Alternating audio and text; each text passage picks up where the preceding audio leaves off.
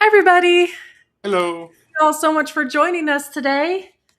This is a great one because we are going to be talking all sorts of beginner gardening today and getting started. And hopefully, it helps inspire all of you. I know it will definitely be inspiring to me too. I'm so excited to get started.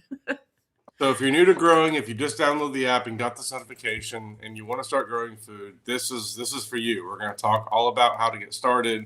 We're going to cover all the basics of where to grow and how to grow and what to grow in the next hour, pretty much. Yeah. And if you are new here too, my name is Carrie, and this is my husband Dale. We are the creators of the Seed to Spoon app that hopefully you all have. If you don't, here, let me pop up a QR code too. Here we go. So we are the creators of Park Seeds app from Seed to Spoon. We started gardening back almost 11 years ago now. And we turned our Oklahoma backyard from Bermuda grass over to just a whole bunch of gardens.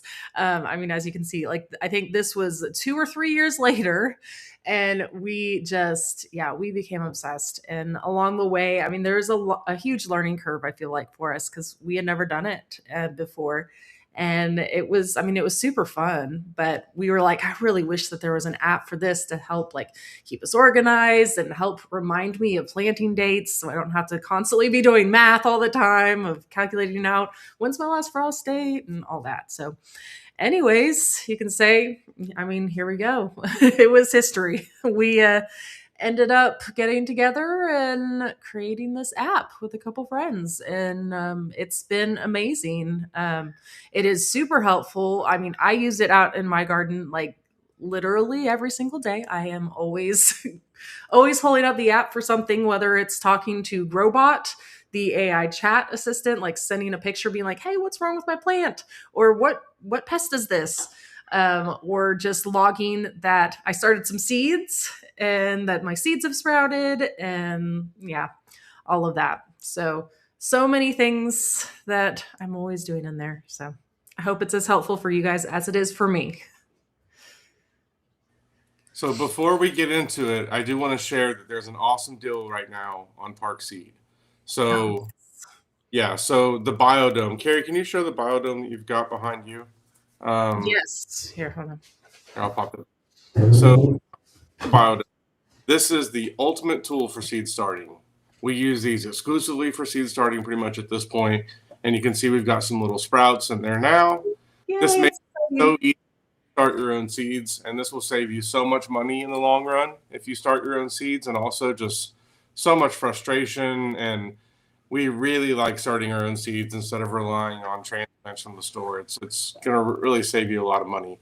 And this biodome is normally $40, and today it is on sale for $25.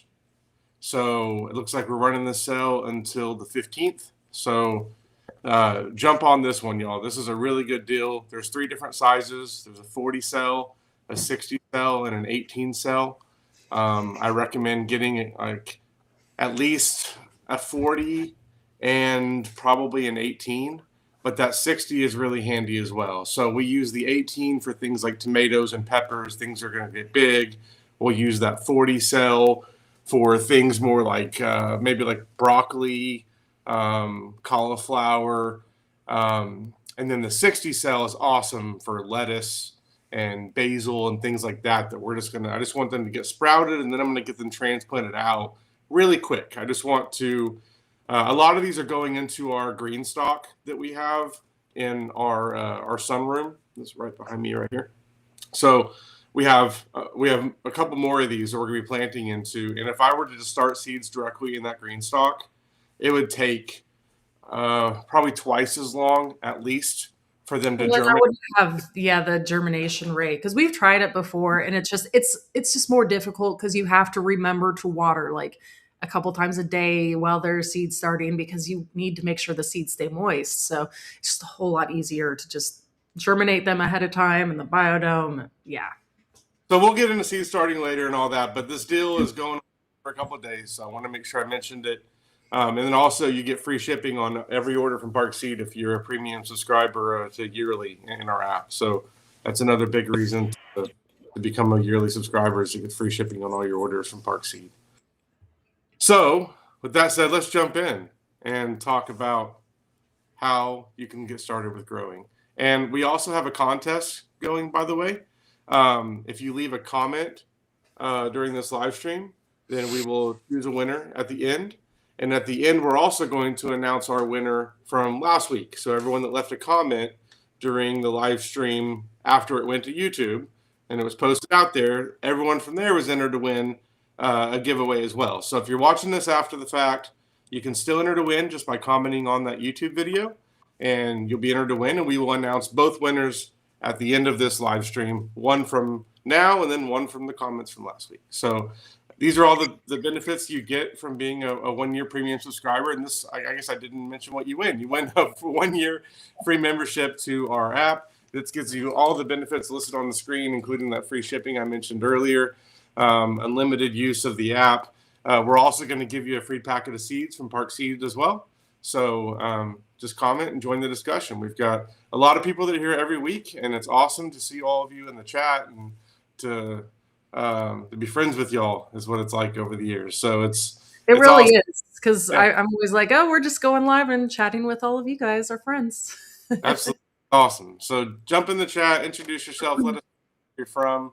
All right. So let's talk Hold about. on, we do have so last week we talked all about like growing food in 2026, like kind of a walkthrough of what it looks like from beginning to end and things you might encounter along the way, all that. But anyways, on that we also did a giveaway too. So I wanted to pull that up really quick too. So because we do have a winner from last week as well, because we do 2 winners, one live and one after the fact.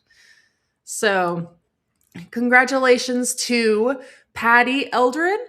So send us an email at info@seedspoon.net and we'll get you hooked up. Carrie, I'm seeing the Guinevere as the text on there. That restream bug is happening again. Weird. I know what Okay. everyone else is in, but Yeah, it shows Patty for me, but I don't know. Yeah, it is Patty. All right. So let's end and talk about how to start growing your own food. So the first thing you need to consider if you want to start growing food, and the most important thing is location. So a couple different factors in play here. You've got sunlight is going to be the first thing I would consider. So what are you wanting to grow, and how much sun does that need? And this is one of the ways our app will help you out, because every plant will list how much sun it requires. You can also filter by that as well. At a high level, greens and root crops and stuff like that can handle more shade than things that are going to produce fruit like tomatoes or peppers. So, but you really need to understand how the sun works around your property or around your porch or whatever it is. You need to just, before you plant anything or start building anything, just observe for a couple days how much sunlight an area gets. I think there's also some online tools that can let you like punch in your address and it'll show you sunlight for different places and stuff. But this is something to like really think about. And it's also something to think about from the perspective of how the sun changes through seasons too, because when we planted our garden in the beginning, we didn't think about how the sun was going to be in October. And then we had a fence that became shaded in October because the angle of the sun changed. So that's an important thing to think about. Ease of convenience is also super important, because if your garden is too far away from you, you're probably not going to spend as much time in it. I think this garden that I have right behind me is just like a testament to that, because it's been probably our favorite garden. It is right off of our kitchen, right to the left of Carrie right now. And we can just walk right out there and get, we've been harvesting so much spinach and lettuce and Swiss chard and mustard this past week, and it's been awesome. So if you have a place that's close to your kitchen that you can have a garden area, I highly recommend that, because you will use it much more. I'm always popping in there to get some herbs for whatever I'm making, and if I had to go all the way out to the garden, I probably wouldn't go out there as much. Yeah, and also too, like the more like closer it is to you, the more you're going to notice like if there is an issue. So if your plants need watering, or if there's a pest issue, or just some sort of other issue, you're going to spot it a lot faster because it's right there. You're seeing it every day. You're out there in it. So it's always a lot better to have it be very convenient and right next to you. Yeah, absolutely. Access to water is also another big one, because if it's too far away from your water source, then that's going to be, you got to either buy a bunch of hoses or it's going to be a problem. So if you have a water source nearby, that's going to make it much easier. It's going to help you keep your plants healthy. And then, the ease of convenience, we've kind of talked about that with location already, but all of these things, should factor in. And we're going to be talking about two different ways of growing here as we go. So if you're growing like out in a backyard in the ground, we're going to talk about that. But also if you're living somewhere that doesn't have a yard, or you just have like a balcony space or a patio or something like that, we're going to talk a lot about that too. So we're going to cover both sides of the spectrum there. Any questions on this before we move on, or anything you want to add, Carrie? I don't think somebody was asking too, like, where can you go online to find out how the sun shines at your house? I know we've in the past like had little devices that we put out. Is there somewhere that you Yeah, can? I'll try and find it. There was a Google Maps tool that I saw at one point where you could like pull up your house and it would like show you how the angle was, but it was in one of my nerd circles. I'll have to find it. It's been a couple years. I'm betting there's an app out there for it. So, Carrie, let's find it, and then we can maybe make a video talking about that app. We can shout out that Okay, app. yeah, I will. I will look and see what I can find. Yes. So Harry Warp was saying a lot of backyards here are concreted over.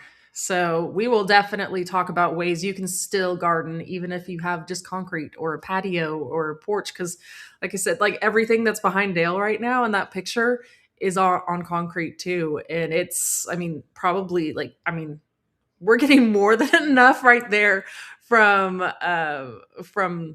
just that little small room. It's more than enough for us. And that'll keep you from having to deal with Bermuda grass, Yes. because Bermuda grass is a nightmare. So when we first started growing, we tried just putting down some very thin layers of cardboard, and that was a disaster because the Bermuda just grew right through it all, and then we ended up with a mess of Bermuda mixed with wood chips. So the second year, we went full throttle and laid down cardboard over our entire yard. That picture there is she's now our 15-year-old, but that's her in action laying down our cardboard back then. And then we got loads and loads of wood chips. So wood chips are something that a lot of people don't realize you can often get for free. And I always cringe when I'm at the store and I see someone loading up with a whole cart full of wood chips. They're about to go spend $100 on them. And if I'm in a social mood, I'll tell them sometimes that you can go to, in Oklahoma, there's the Norman Compost Facility, and you can get as many wood chips as you want for free. We have a dump trailer now, so I'll take it in and get like a whole dump trailer load and bring them out here. But back when we just had the truck, we would just have them dump it in the back of the truck and then use these wheelbarrows to move it back and forth. And I was in much better shape back then because I did this a lot.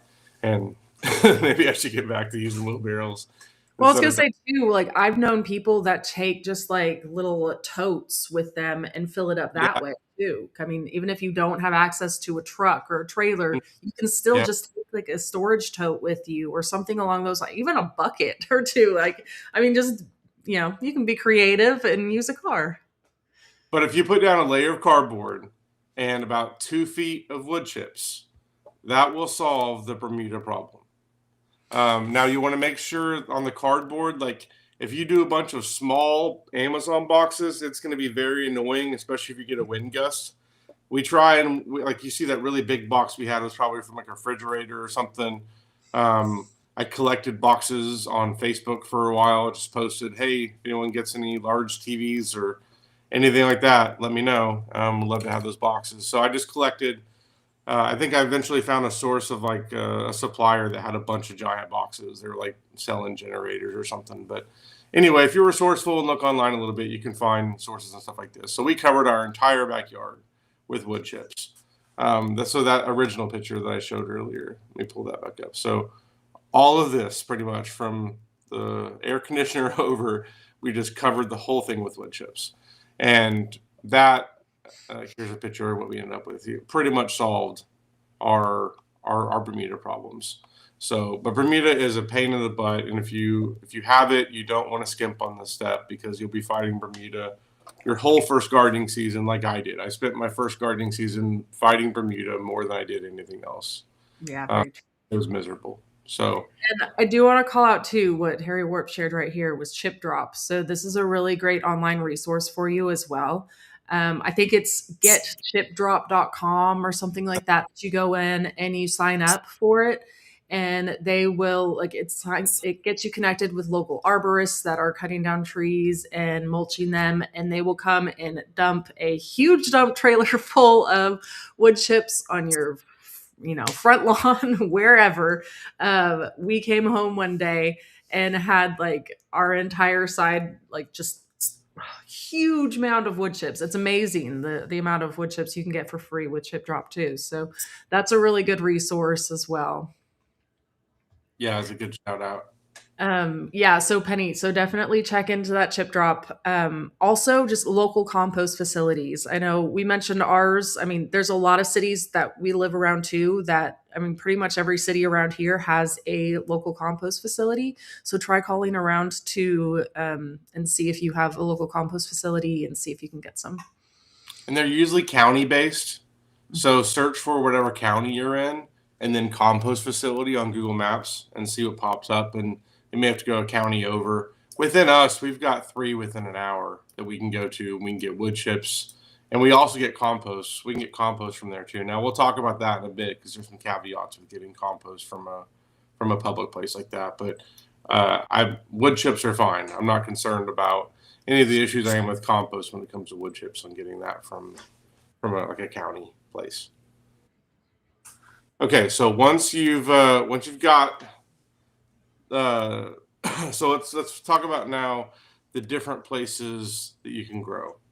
Um, so we'll start with outside, like in a backyard setting, kind of like we were talking about. So you can go with wooden raised beds. That's what we've done for a lot of ours. Um, it's going to be, yeah, this is a picture of what we have right now. So these are wooden raised beds we built with just standard lumber that we got from Lowe's.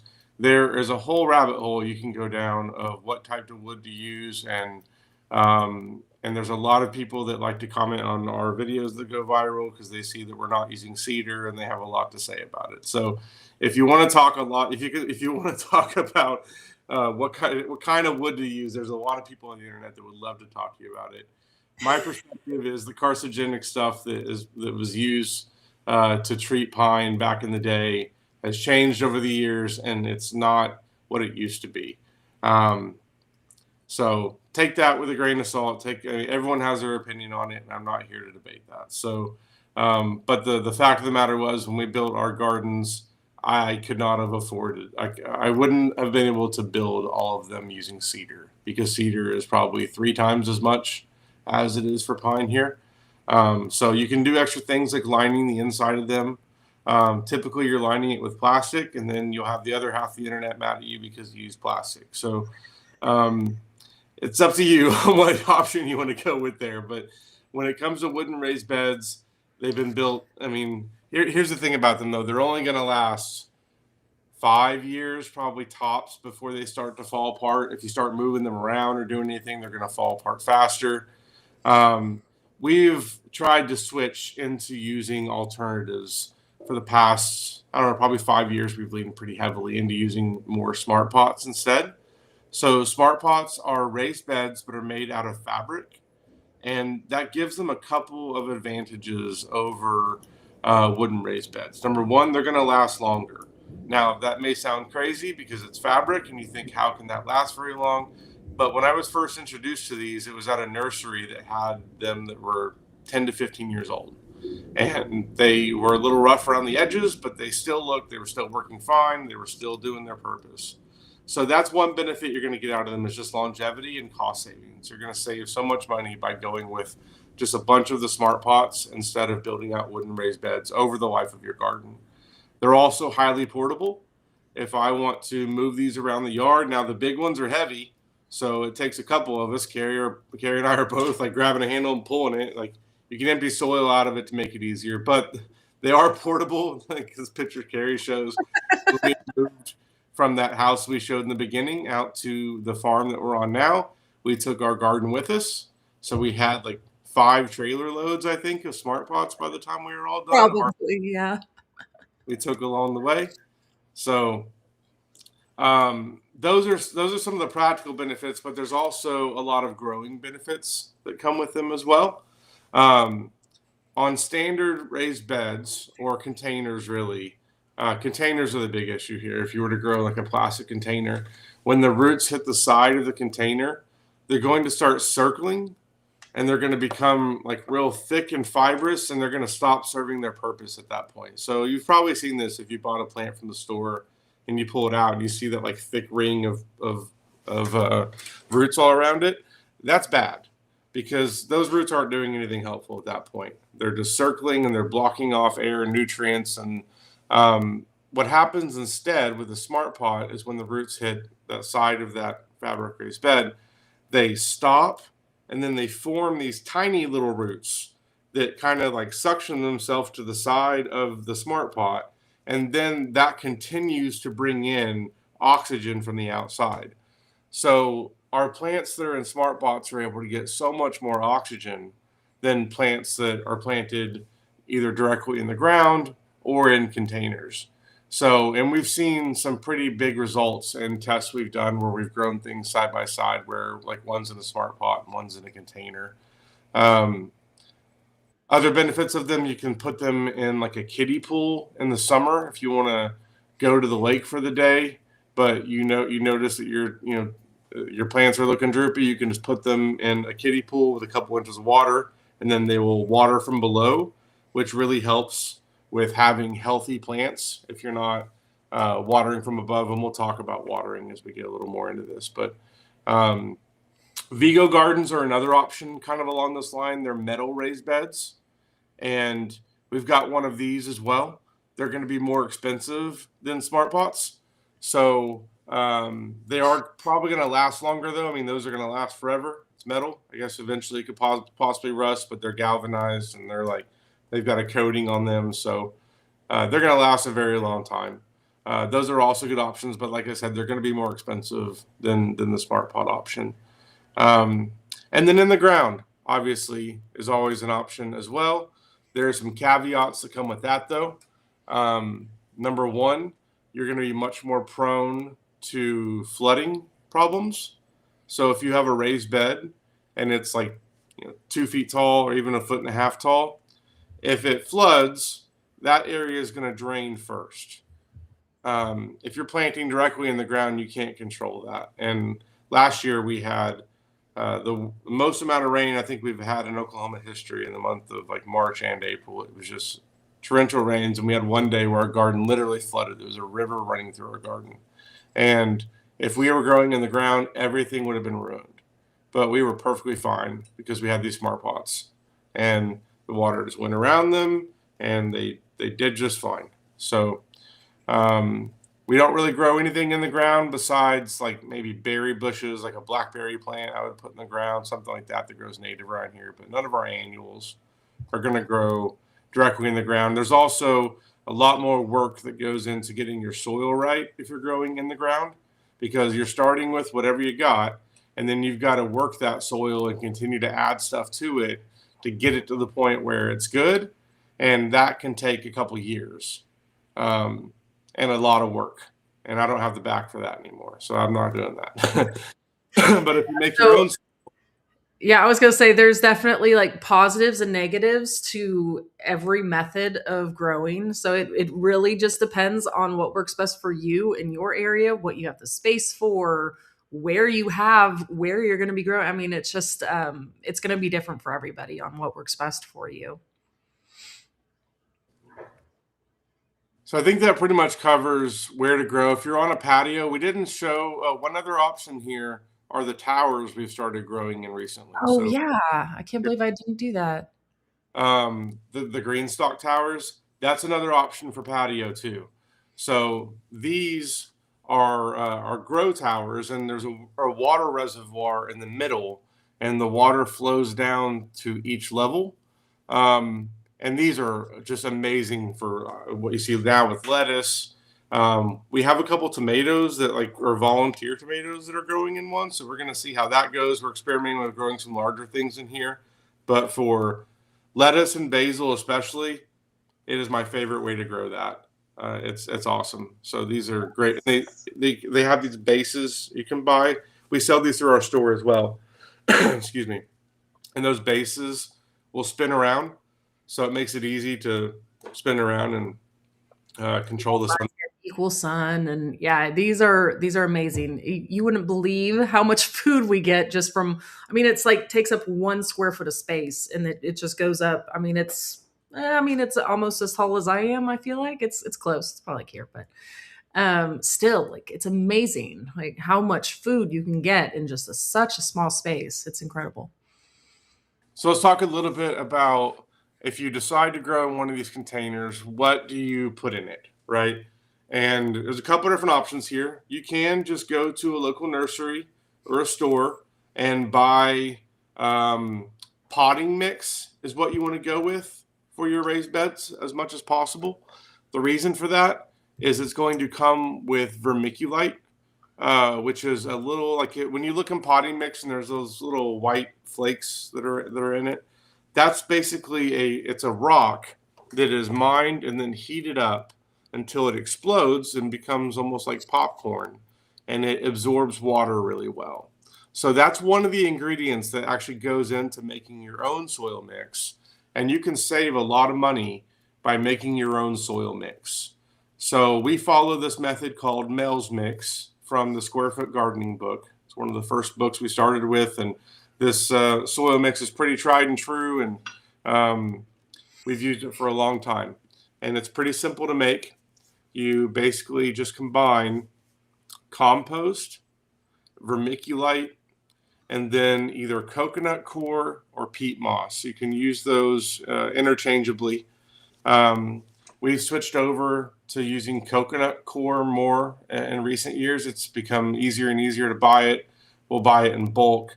I like the texture of it a lot more.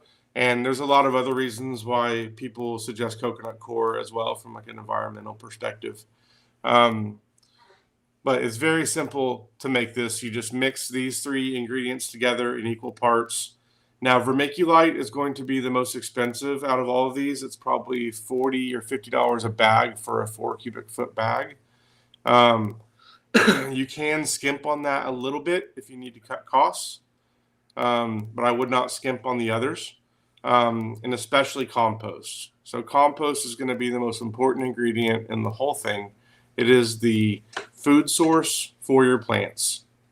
You can make it yourself, and the picture here in the middle shows what we used to have in our garden in the city, where it was a compost bin where you move everything over from one bin to the other. This definitely works. It takes a long time to make your own compost. So if you're starting out, you're not going to be able to make it quickly enough to be able to start your beds. So you're going to have to get compost from somewhere else. There's a number of places you can get them from. So I mentioned the county compost facilities earlier.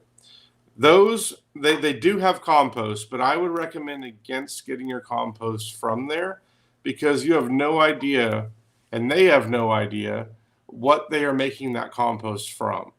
They're taking a material from the community, piling it together, and then making compost from it. But that material could have herbicide in it, it could have pesticides in it, it could have who knows what in it. And we actually we were bitten by this problem very early when we started gardening.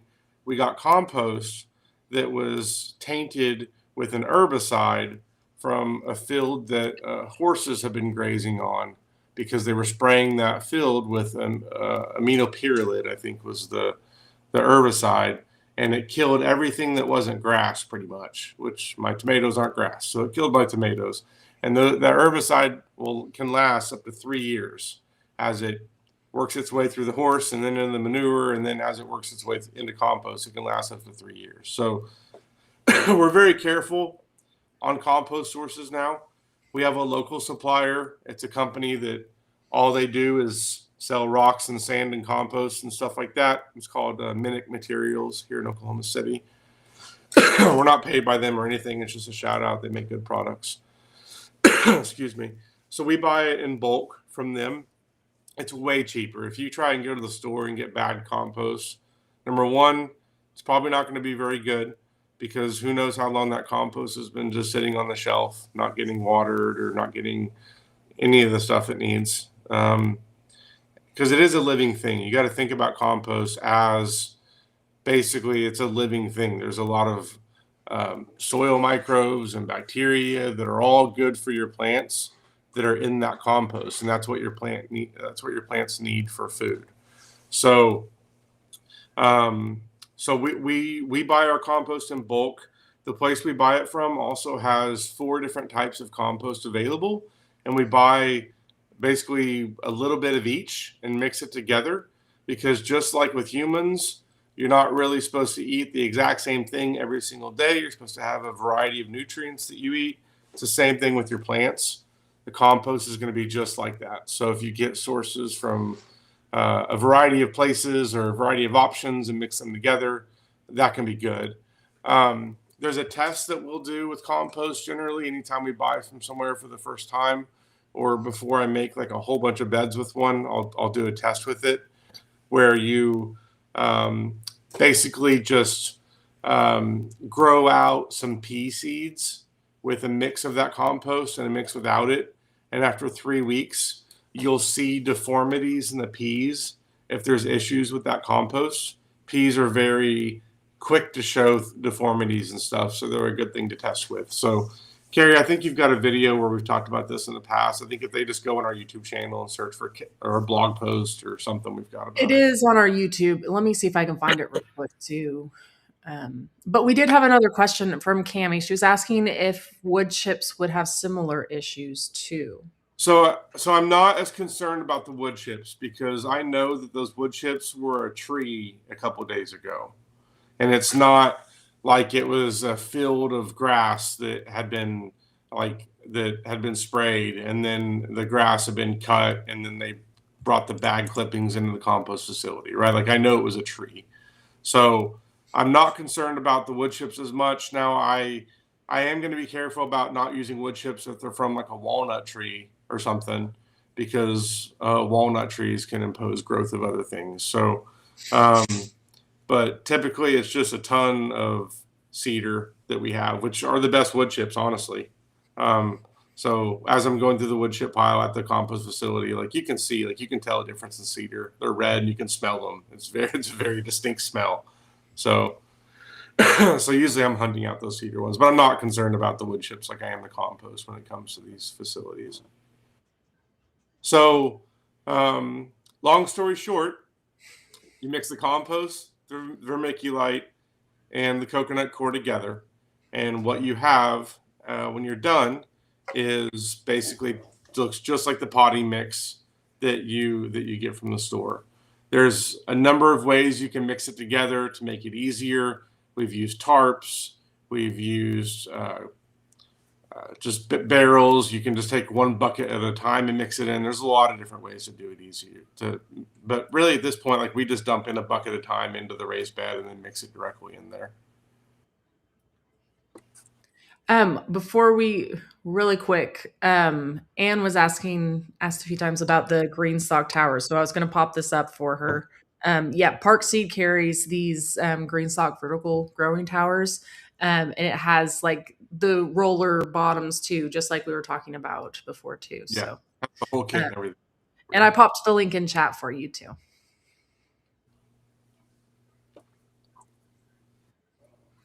Okay. So the super fun part now that you have your containers or your ground ready or whatever you have ready to go. Now you get to pick what to grow.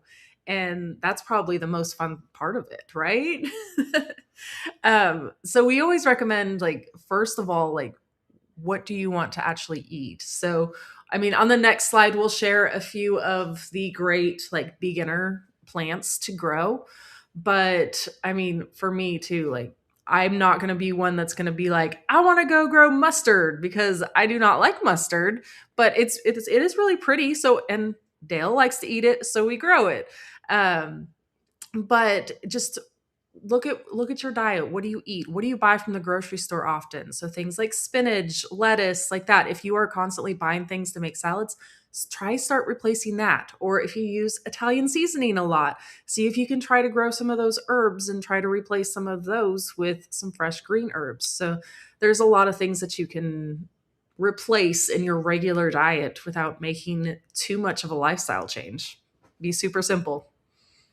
Yeah, for us, it really started as like spinach and kale and lettuce because we were going to the grocery store and buying bags of it every week. And if you don't use it within like a day or two, then it goes bad and then you end up wasting all. And so it seems silly that we were spending that much on it when I walked by the seed aisle one day and saw a pack of seeds was like $4. I was like, well, why don't we should try that, you know? And that's where we started, and that's what got us hooked. So yeah, just pick what you like to grow, and then there's also a feature that Carrie, this was all her idea, the health conditions feature. So this was back when she was still nursing. So when we started this app, she was a nurse and she was teaching nursing at Oklahoma at OU, and um, she had this idea for an app where we could filter the health plants by their health benefits.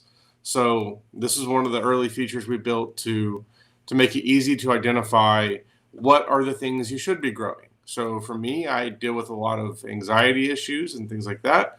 So we filtered by mental health, discovered that spinach and kale and a lot of things like that that are high in magnesium can really help out, and started growing a lot more of that. So that's a feature that I want to point you to. If you're not sure what to grow, you just know you want to start growing, then that's a good place. But Todd's advice here is the ultimate: grow what you like to eat. Mm-hmm. Yep, absolutely. And yeah, I mean, Paige sums this up. I mean, greens are extremely expensive, especially if they are organic greens. Yeah, we were spending so much money. And then also, like, I feel like we would get it, we would use half of it, and then we would come back the next day to use it, and it had already gone bad. And it's like, I just wasted all that money and used maybe half of the bag. But here, like, we're able to just harvest what we want to eat that day and then come back the next day, and it's still extremely fresh because we can harvest from it every day. It's amazing. It Yeah, definitely is life changing. yeah, I highly recommend starting with growing lettuce and stuff like that. So that's why it's on our list of great beginner plants. But there's a lot of other plants that are really easy to grow as well that are great beginner plants. So I think I saw Harry had a comment earlier about beans and peas. Those are a great one to start with because they're very easy to grow, and it's kind of cool to grow because they grow up a fence.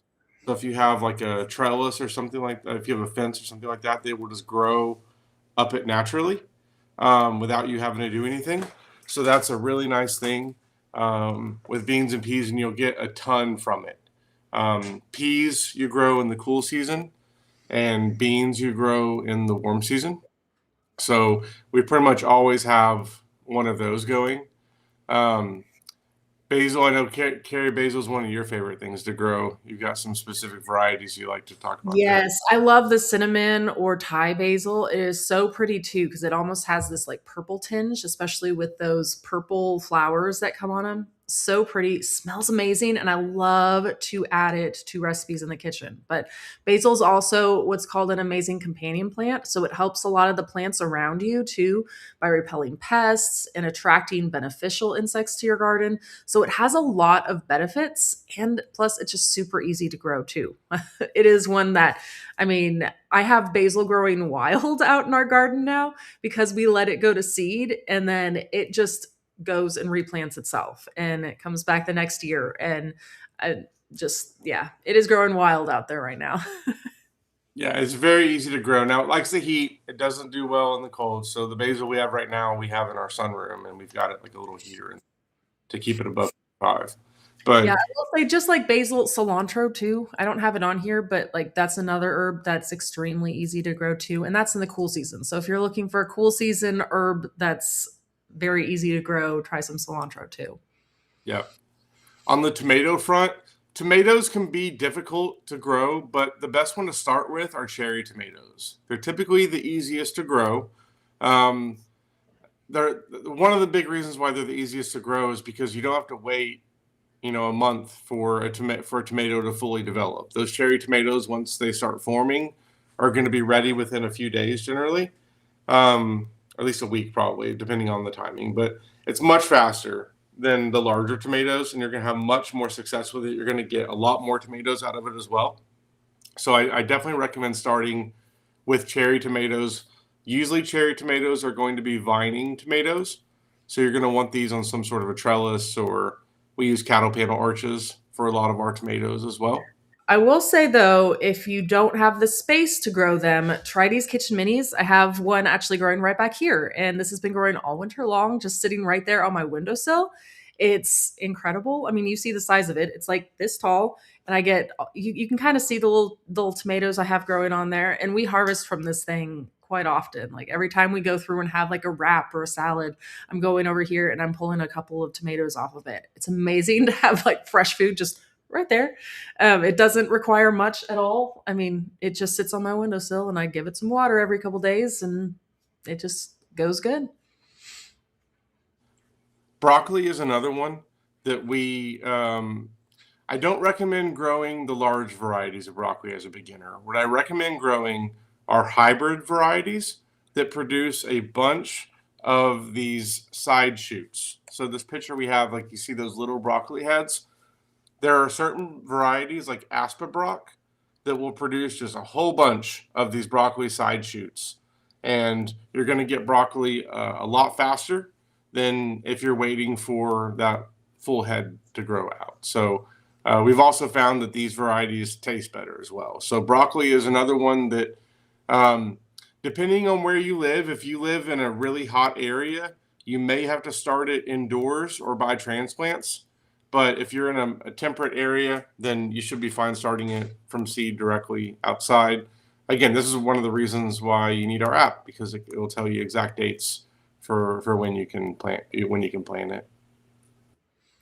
Yeah, and I will say too, like it's a lot faster growing these ones as well. You don't have to wait for that entire head to form. So that way you will like if you are pushing the dates a little bit and wanting to start it directly outside, like it won't be as big a deal because you will get your harvest faster because it's a lot smaller. You're not waiting for the big head to grow. Yeah. We've talked a lot about lettuce already, so hopefully I've already sold you on lettuce. We'll skip over that. Peppers are one of the biggest bangs for your buck when it comes to growing your own food because you're going to get so many peppers off of just one plant. Um, we we use way more peppers than we ever have in the past now because as we have so many. We've done things like pickling them to preserve them and freezing them to preserve them, and we pretty much have peppers year round because we get so many in the summer. It's one of those plants that it's going to take some heat for it to grow. This is something you're not going to plant until after your threat of frost is long past. You're probably a week or two past your last frost before you start planting these outside. But it's a plant that's going to make you feel really good as a gardener, hopefully, because usually you're going to get a ton of peppers off of a plant. There's not a lot of pest issues. In fact, peppers are often used to make your own sprays to spray other plants to keep pests off of them because pests do not like peppers. So, using that principle in mind, we will plant peppers around other things that we want to protect because it will help protect those other things from pests. So, highly recommend growing peppers, whether it's jalapenos or habaneros, which are really hot, or poblanos are probably my favorite one to grow. There's also Bell peppers, yeah, and banana peppers. I am a huge fan of those sweet peppers. Oh, they're so good. Yeah, there's a lot of peppers that aren't spicy at all. In fact, there's jalapeno. peppers that are mild flavors that aren't spicy at all. Uh, Hmm. so even if you don't like spicy things, there's a pepper for you out there, and there's a lot of different ways to use them. I pretty much put our pickled peppers on everything I make. They're so good, along with pickled onions. Those are some of my favorite things now, and one of my favorite things to grow. Yeah, and then radish is always an amazing beginner plant, especially with kids because they're super easy to plant because those seeds are pretty large, and then also you'll typically be able to harvest them within a month, and it's so much fun to be able to pull up root crops. Especially there's this variety. It's Park's Beauty Blend at Park Seed, and it is absolutely gorgeous. You have like almost like this rainbow variety of radish, and the kids love to grow that because they love harvesting all the different unique varieties out, or the in colors and shapes, and it's so much fun. It's definitely something I recommend growing with kids, and also um, just as a beginner, getting started and having success is important, and it's definitely one of the easier ones. Zinnias are the ultimate husband hack. So um, they are so easy to grow. You just can take a pack of seeds, just throw them in an area, not really do much else, and the rain and everything else will make it to where in a couple months you've got a whole little patch of flowers that are perfect for cutting and putting into a vase and then handing to your wife, and it makes her very happy. And it's very little work you had to do for that, but it's the ultimate husband hack. There are so many varieties of zinnias.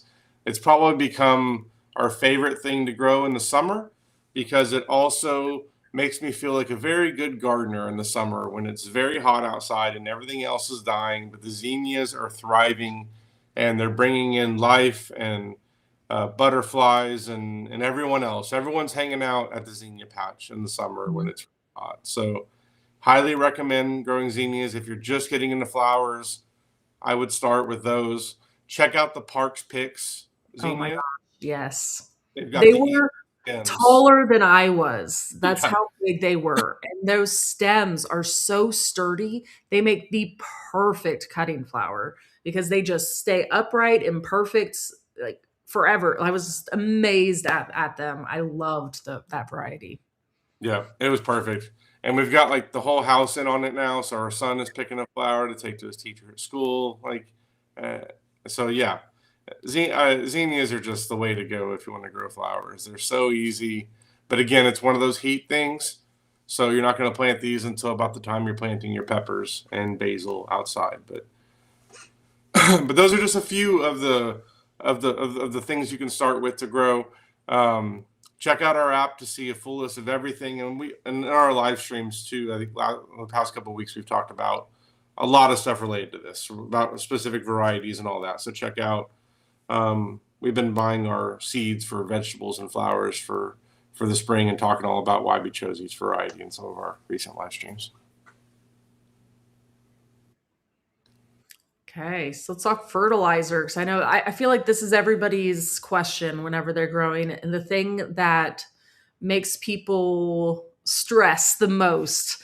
But honestly, it's not that difficult and you don't have to really overdo it on the fertilizer. You don't have to overthink this at all. And honestly, if you have a really good soil mix, like Dale was talking about earlier with the Mel's mix, if you have a really good compost in there, you may not even have to do a whole lot of extra fertilizers too, because that compost is so important. It is so good and so helpful. Yeah, so we use the Espoma fertilizer. It's pretty much the only fertilizer we use when we do use fertilizer. Um, and it makes it really easy because they have different ones for each purpose. There's a tomato tone for tomatoes. There's a berry tone for berries. There's a lot of different options. There's a So flower one. Yeah, there really is like one for everything with the Espoma. And there's also one that's like a basic, like be all and end all. But like it is super easy, makes it easy. I just grab a handful of that whenever I'm growing tomatoes. Tomatoes are the only thing I will say that I do always go in and add some extra fertilizer to. And I use this as Espoma, and I just grab a handful of it. I pop it at the base of the plant, work it into the top of the soil, water it in, and I go on about my business. Like, it is super fast, super easy. I do that every few weeks, and that's all I need to do. I log it in the Seed Spoon app so that way I can remember when I did it, so I can remember when to do it again. That's really all there is to it. There is a soil test kit now that we carry as well, uh, Yes. called My Soil Test. And it's really awesome and convenient because you just take a soil sample and mail it in, and then we will send you a report of what fertilizer you need. So if you search for soil tests on parkseed.com, you'll I'm be able pulling to find. it too Okay. here. But yeah, we've done this. We did this in our garden, and it was really great because it tells you exactly what's lacking in your soil and what you need to add fertilizer wise or anything like that. And yeah, it's super helpful. There you go. Awesome. And you do get free shipping on that too, even if you aren't a um, premium seed to spoon user. Everybody gets free shipping on the test kits. All right, so let's talk about some common mistakes that people make when they start gardening. And by people, I mean us. I think all of these are mistakes we make.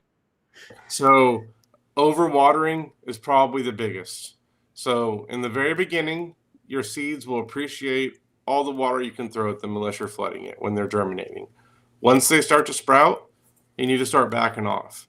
And by the time that they're getting developed, then you want to cut back to basically only watering whenever you can put your finger in the soil down to like here, your second knuckle, and it's dry. At that point, then water the bed really well to where it's fully saturated. And that's pretty much all you need to know about watering. It doesn't have to be any more complicated than that. Um, if you are watering too often and you're only watering the first couple inches of the soil and water never makes it down below that, then the roots of the plant are never going to go down further trying to find water. So you can create unhealthy plants and a lot of issues by watering every day a little bit. It's better to water a lot when it needs it and then don't water again until it needs it again. So some plants have slightly different requirements when they're fruiting or whatever is going on with it. All of that is in the app under each plant. So that's one of the reasons why we built the app as well, was to help keep track of that type of thing. Overcrowding is another mistake we've made in the past, of planting things too close together. Um, Now, there is this method of square foot gardening where you purposely plant things really close together. That's kind of a different thing. And I do recommend doing that with things like lettuce, where you plant like 16 per square and grow them very kind of bunched together and then harvest from them. But when it comes to things like tomatoes and peppers and especially broccoli and cabbage, because you really underestimate how big those plants are going to get when you set them out. So make sure you're leaving plenty of room between, and also don't put all of your broccoli together in one bed. So make sure you're spreading it out across beds and then surrounding it with different types of plants so that the pests aren't able to find all of your broccoli right there together in one spot.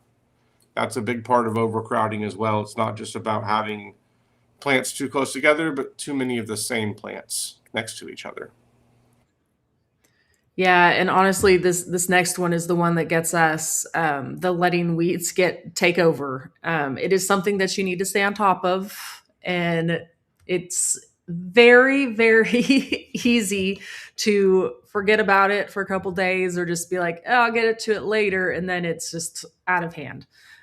So just staying on top of the weed situation, and handling those as they come up is going to save your plants. We talked earlier about your garden being too far away, too far out of sight. So again, make sure it's close enough that you can actually take care of it, and you're not going to neglect it. And you'll see when there's problems. And then, like Harry mentioned here, not mulching. So this is a huge thing. Make sure you're mulching both when it's really hot and when it's really cold. So in both scenarios, it's going to help you out. When it's really hot, it's going to insulate the soil and regulate the temperature. And when it's really cold, it's going to insulate the soil and regulate the temperature. So make sure you're mulching because that'll go a long way towards helping. And then, of course, I had to throw in the not having the Seed to Spoon app to help track your plants and, yeah, and helping pay attention to what you are growing where. Like, I have all of my, this is my seeds I started the other day. I started some petunias. It's exciting. But I have like all of these garden beds in here. Like, and I have more seeds that I started here. I have my garden beds outside with things that I'm growing, and I go in there. I log when I last fertilized, when I last watered, and what's going on, if things have sprouted, and all of that. So definitely have that Seed to Spoon app. All right, we barely made it in time. I was worried we weren't gonna be done by one when we were a couple slides back. So we made it. Do we have any questions? Cami, this live chat, we do this live stream every Tuesday at noon Central. And then sometimes we've got some other ones we do. Carrie, you've got one Thursday, right? I do have one this Thursday on Park Seed. We're going over all the new seeds that are on Park Seed, which is super exciting. I'm really excited. I'm going to be joined by Jennifer with Park Seed and going over all of the new ones and what makes them unique and all of that. So it'll be a fun one. And you can see all of the ones we've done in the past on our YouTube channel. They go up there when we're done being live, and then you can go watch them there. We've been doing this for a lot of years, so there's a lot to look at on there. I will say here, you probably did nothing wrong with your zinnias too. I'm guessing it's probably just the variety because there's a like hundreds of different varieties of zinnias out there. There are some that are compact and small, great for containers that get maybe like a foot tall. I love them too. They all have their purpose out there. But yeah, different varieties get different sizes. So if you want the larger ones, try the Parks picks at Park Seed. Those get very, very large. If you want smaller ones, there's also smaller ones too. I love it. And if you have any other questions, or if you have any problems in your garden, we built Growbot to help you. So it's an AI chatbot that lets you take pictures of your garden or describe a problem, and it helps you with whatever you got going. This is one of the dreams when we first started building the app. I remember Justin and I, our lead developer, one of my best friends that I built the app with.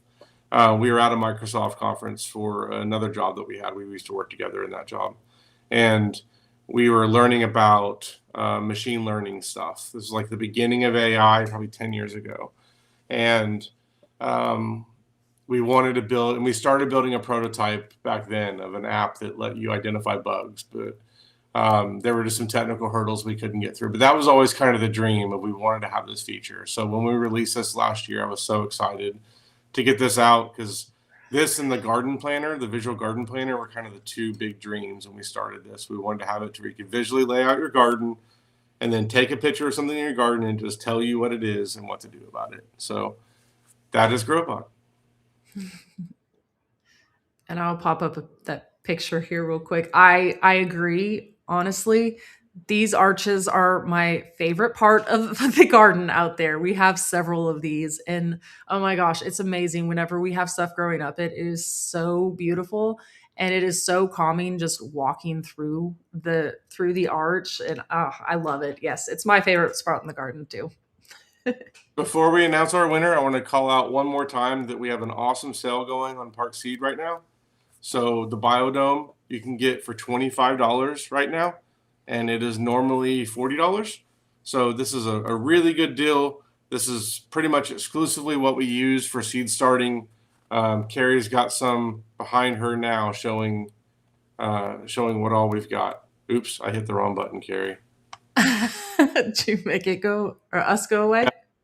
Way here, I There fixed we it. go. Hello. Hello. Okay. So we have a winner. And then, like Dale said too, if you are watching this after the fact, still be commenting away, and you guys can be entered in to win, and I will announce that winner at the beginning of our next live stream next Tuesday, same time, same place. So this week it is congratulations to Todd. Congratulations. Send me an email at info@seedtospoon.net and we will get you hooked up with your free 1-year premium Seed to Spoon app subscription along with some Park Seed seeds. Awesome. Congratulations. Again, the prompt is still showing the one from last week, so I don't know what everyone else is seeing. They saw it right last time, so hopefully Okay. they see it right this time. I think it's just a bug for me then. I think I'm the one. You're the only one that it affects. That's fine. Well, congratulations again, and I hope to see you all same time, same place next Tuesday. Yeah, and in the meantime, if you aren't following any of us on social, we're everywhere: Facebook, Instagram, TikTok, YouTube, you name it, we're there. So yeah, we'll see you all there. Thanks for joining, everyone. We'll see you next week. See you guys. Bye.